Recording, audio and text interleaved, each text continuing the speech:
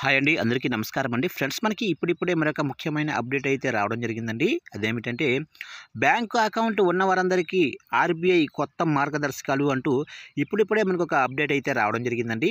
అయితే ఇందుకు సంబంధించిన పూర్తి వివరాలు అయితే మన వీడియోలో తెలుసుకుందామండి. అంటే బ్యాంకు కస్టమర్లకు ఆర్బీఐ ఏం చెప్తుంది ఏంటనేది మన వీడియోలో క్లారిటీగా తెలుసుకుందామండి. వీడియో మాత్రం ఎక్కడ స్కిప్ చేయకుండా చూడండి ఫ్రెండ్స్, అప్పుడే మనకి పూర్తి సమాచారం అయితే తెలుస్తుంది. ఇక లేట్ చేయకుండా వివరాల్లోకి వెళ్ళిపోదాము. ఇక చాలామంది తమ అవసరాల కోసం బ్యాంకు ఖాతాలను ప్రారంభిస్తారు.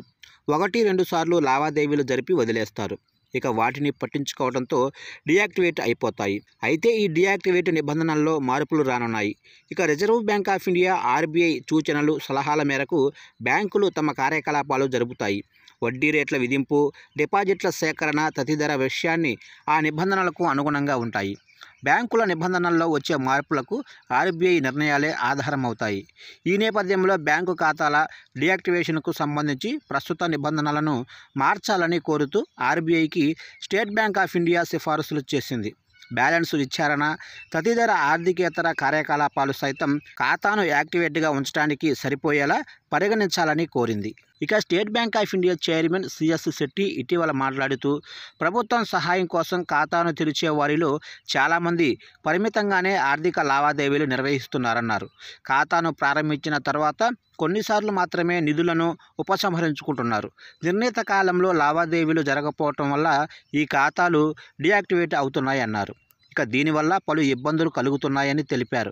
ఆర్థిక లావాదేవీలు జరపకపోయినా ఆర్థికేతర చర్యలు అంటే ఖాతా తనిఖీ వంటివి జరుగుతూ ఉంటే వాటిని కొనసాగించాలన్నారు.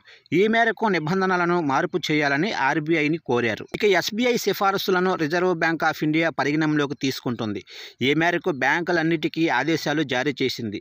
ఇక స్తంభింపజేసిన ఖాతాలను, సమస్యలను వెంటనే పరిష్కరించాలని కోరింది.